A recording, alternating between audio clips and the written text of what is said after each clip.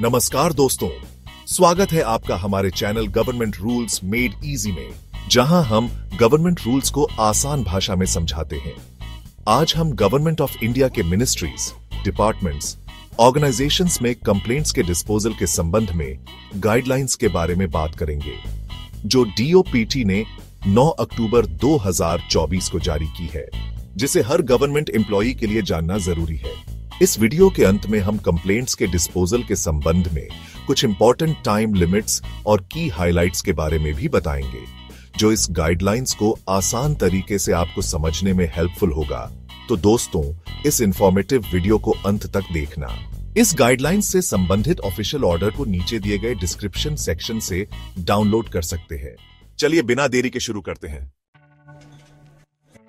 Section 1, anonymous complaints का disposal कैसे होगा। सबसे पहले, जो कंप्लेंट्स शिकायतकर्ता का नाम और पता नहीं बताती है, उन्हें तुरंत फाइल कर दिया जाएगा और उन पर कोई एक्शन नहीं लिया जाएगा।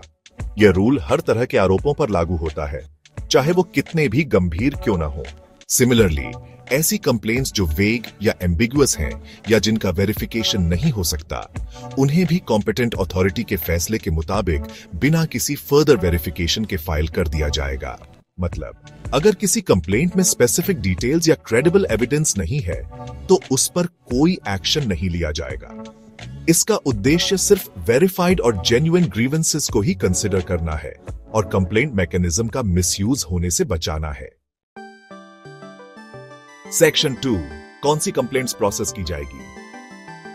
अगर कोई कंप्लेंट नॉन एनोनिमस है, यानी जिसमें शिकायतकर्ता का नाम और एड्रेस है और उसमें करप्शन या विजिलेंस एंगल है, तो उसको चीफ विजिलेंस ऑफिसर यानी सीवीओ देखेगा। यह सीवीओ हर मिनिस्ट्री, डिपार्टमेंट या ऑर्गेनाइजेशन में होता है जो विजिलेंस कंप्लेंट्स को इन्वेस्टिगेट करता है। अगर कंप्लेंट करप्शन या विजिलेंस से संबंधित नहीं है, तो उसको रिस्पेक्टिव एडमिनिस्ट्रेशन का जॉइंट सेक्रेटरी या एडिशनल सेक्रेटरी के पास भेजा जाएगा। ये ऑफिसर्स कंप्लेंट्स को एनालाइज करेंगे और आगे का एक्शन डिसाइड करेंगे।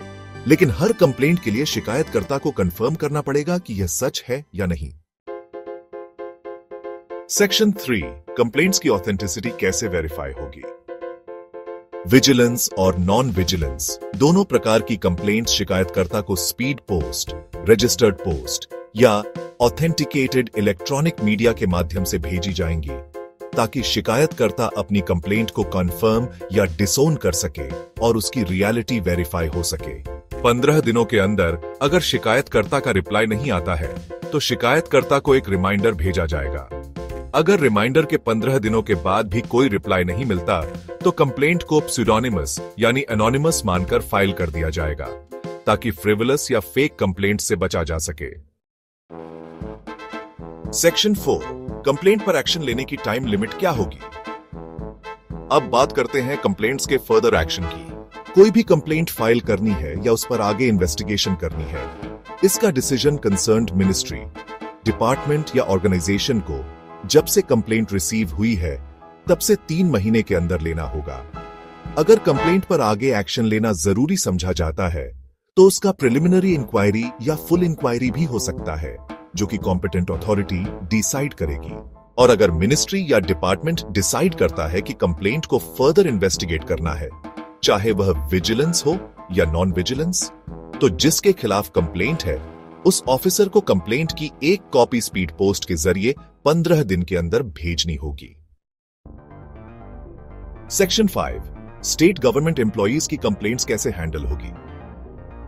अगर ऑल इंडिया सर्विसेज ऑफिसर यानी IAS, IPS, IFS या सेंट्रल गवर्नमेंट एम्प्लॉइज जो स्टेट गवर्नमेंट के अफेयर्स से जुड़े हैं, उनके खिलाफ कोई कंप्लेंट गवर्नमेंट ऑफ इंडिया की मिनिस्ट्रीज या डिपार्टमेंट्स में रिसीव होती है, तो यह कंप्लेंट कंसर्न्ड स्टेट गवर्नमेंट को भेज दी जाएगी, ताकि वहां पर अप्रोप्रिएट एक्शन लिया जा सके। स्टेट गवर्नमेंट को सबसे पहले इस वीडियो के सेक्शन 3 और 4 में बताए गए प्रोसेस के मुताबिक इनिशियल वेरिफिकेशन करनी होगी। अगर स्टेट गवर्नमेंट डिसाइड करती है कि कंप्लेंट को फर्दर इन्वेस्टिगेट किया जाना चाहिए, तो 15 दिन के अंदर जिसके खिलाफ कंप्लेंट है, उस ऑफिसर को एक कॉपी भेजनी होगी।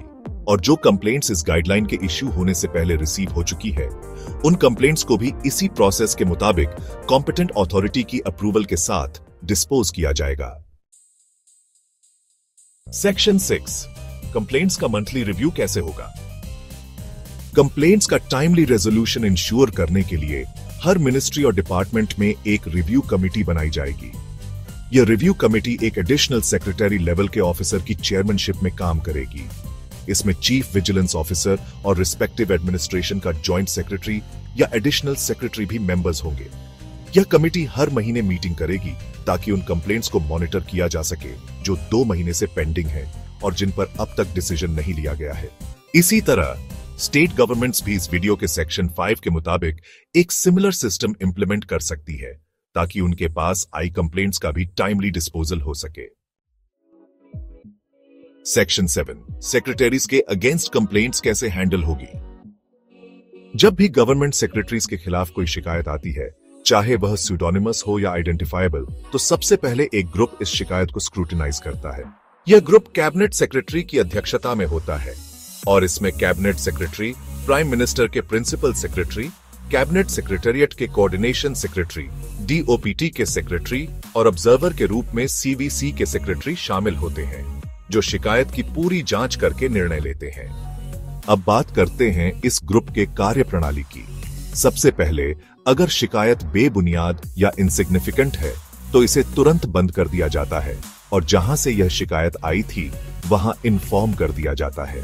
अगर शिकायत में वेरीफाई होने योग्य तथ्य या आरोप होते हैं तो यह ग्रुप संबंधित सेक्रेटरी से कमेंट्स मांगता है, फाइल्स की जांच करता है और एनुअल प्रॉपर्टी रिटर्न्स जैसे रिकॉर्ड्स मंगवाता है। इस प्रोसेस के बाद अगर यह पता चलता है कि शिकायत में कोई दम नहीं था तो उसे क्लोज कर दिया जाता है। लेकिन अगर कोई सच्चाई मिलती है तो ग्रुप डिसीजन करता है कि किस प्रकार की इंक्वायरी होनी चाहिए और फिर उसके अनुसार रिकमेंडेशन की जाती है। यह रिकमेंडेशन डिसिप्लिनरी अथॉरिटी को भेजी जाती है, जहां से आगे का प्रोसेस होता है। अब बात करते हैं उन कंप्लेंट्स के बारे में जो सीवीसी के माध्यम से कैबिनेट सेक्रेटेरिएट को भेजी जाती है। इन कंप्लेंट्स की भी कैबिनेट सेक्रेटरी का ग्रुप रिव्यू करेगा और सीवीसी को इस प्रोसेस की रेगुलर अपडेट्स भी दी जाएंगी। अगर बात रिटायर्ड सेक्रेटरीज की हो तो उनके खिलाफ भी यह पूरी प्रक्रिया लागू होती है। अब एक और महत्वपूर्ण बात, जो ऑफिसर्स सेक्रेटरी के इक्विवेलेंट लेवल पर हैं लेकिन किसी मिनिस्ट्री या डिपार्टमेंट के अंडर काम कर रहे हैं, उनके खिलाफ कंप्लेंट्स पहले उनकी मिनिस्ट्री या डिपार्टमेंट द्वारा देखी जाती है। अगर जरूरी समझा जाए तो यह मैटर कैबिनेट सेक्रेटेरिएट के ग्रुप को रिफर किया जा सकता है। यह rule retired secretary equivalent officers के लिए भी लागू होता है। सेक्शन 8 सेक्रेटरी इक्विवेलेंट ऑफिसर्स और पीएसयू के चेयरमैन एंड मैनेजिंग डायरेक्टर्स यानी सीएमडीज के अगेंस्ट कंप्लेंट्स। जब भी पब्लिक सेक्टर एंटरप्राइजेस के चीफ एग्जीक्यूटिव्स या पब्लिक सेक्टर बैंक्स और फाइनेंशियल इंस्टीट्यूशंस के सीएमडीज के खिलाफ कोई शिकायत आती है तो उसे एक ऑफिसर्स का ग्रुप कंसिडर करता है। यह ऑफिसर्स का ग्रुप इन गाइडलाइंस को फॉलो करते हुए हर शिकायत को देखता है। इसका मतलब यह है कि जो भी कंप्लेंट्स इस ग्रुप के पास जाती है उनका रिव्यू उन्हीं स्पेसिफिक प्रोसीजर्स के हिसाब से होता है जो डिपार्टमेंट ऑफ पब्लिक एंटरप्राइजेस ने डिफाइन किए हैं। यह प्रक्रिया हर पब्लिक सेक्टर एंटरप्राइज के सीईओ या पब्लिक सेक्टर बैंक के सीएमडी के खिलाफ होती है और हर स्टेप में ध्यान रखा जाता है कि सब कुछ ट्रांसपेरेंट और रूल के हिसाब से हो। सेक्शन 9 कंप्लेंट डिस्पोजल गाइडलाइंस के संबंध में important time limits. Anonymous complaints को तुरंत फाइल कर दिया जाएगा और उन पर कोई एक्शन नहीं होगा। कंप्लेनेंट यानी शिकायतकर्ता को 15 दिन के अंदर रिस्पॉन्स देना होगा। अगर 15 दिन तक रिप्लाई नहीं आता तो एक रिमाइंडर भेजा जाएगा। अगर रिमाइंडर के 15 दिन बाद भी कोई रिस्पॉन्स नहीं मिलता तो कंप्लेंट प्स्यूडोनिमस मानकर फाइल कर दी जाएगी। किसी भी कंप्लेंट पर 3 महीने के अंदर डिसीजन लेना होगा। अगर कंप्लेंट पर इन्वेस्टिगेशन जरूरी हो तो अक्यूज्ड ऑफिसर को 15 दिन के अंदर कंप्लेंट की कॉपी भेजनी होगी।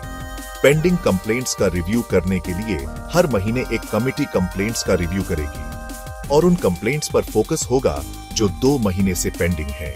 ये टाइम लिमिट्स इंश्योर करते हैं कि कंप्लेंट्स का टाइमली और फेयर डिस्पोजल हो। सेक्शन 10 कंप्लेंट डिस्पोजल गाइडलाइंस के की हाइलाइट्स। एनोनिमस कंप्लेंट्स में नाम और पता न होने पर तुरंत फाइल कर दिया जाएगा और उन कंप्लेंट्स पर कोई एक्शन नहीं लिया जाएगा। वेग या एम्बिगुअस कंप्लेंट्स पर भी वेरिफिकेशन न होने की स्थिति में कोई एक्शन नहीं होगा। अगर कंप्लेंट करप्शन या विजिलेंस से जुड़ी है तो नॉन एनोनिमस कंप्लेंट्स की जांच सीवीओ द्वारा की जाएगी। नॉन विजिलेंस कंप्लेंट्स को जॉइंट सेक्रेटरी या एडिशनल सेक्रेटरी एनालाइज करेंगे। शिकायतकर्ता को अपनी कंप्लेंट की ऑथेंटिसिटी कंफर्म करनी होगी। कंप्लेंट्स की ऑथेंटिसिटी वेरीफाई करने के लिए उन कंप्लेंट्स को स्पीड पोस्ट, रजिस्टर्ड पोस्ट या ऑथेंटिकेटेड इलेक्ट्रॉनिक मीडिया से भेजना जरूरी होगा।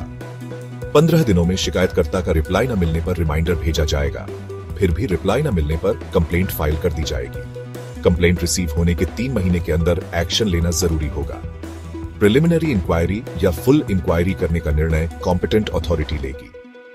इन्वेस्टिगेशन के लिए अक्यूज्ड ऑफिसर को 15 दिन के अंदर कंप्लेंट की कॉपी भेजनी होगी।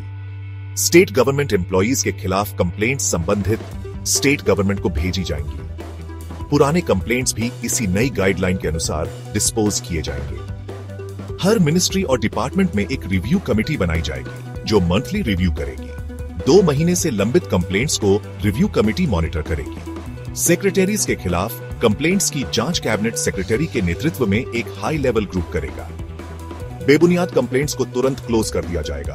अगर कंप्लेंट में दम होगा तो संबंधित सेक्रेटरी से कमेंट्स और रिकॉर्ड्स मंगवाए जाएंगे। जांच के बाद डिसिप्लिनरी अथॉरिटी को रिकमेंडेशन भेजी जाएगी। रिटायर्ड सेक्रेटरीज के खिलाफ भी यही प्रोसेस लागू होगा। सेक्रेटरी इक्विवेलेंट ऑफिसर्स और पीएसयू के सीएमडीज के खिलाफ कंप्लेंट्स को अलग ग्रुप रिव्यू करेगा। पब्लिक सेक्टर एंटरप्राइजेस और बैंक्स के सीएमडीज के खिलाफ complaints department of public enterprises की डिफाइंड प्रोसीजर्स के अनुसार देखी जाएंगी। नई गाइडलाइंस से ट्रांसपेरेंसी और एफिशिएंसी बढ़ेगी, जिससे जेन्युइन कंप्लेंट्स पर टाइमली एक्शन लिया जा सकेगा। फ्रिवलस और एनोनिमस कंप्लेंट से टाइम वेस्ट नहीं होगा और अक्यूज्ड ऑफिसर को फेयर अपॉर्चुनिटी मिलेगी। दोस्तों, ये नए गाइडलाइंस ट्रांसपेरेंसी और एफिशिएंसी को बढ़ाने के लिए लाए गए हैं।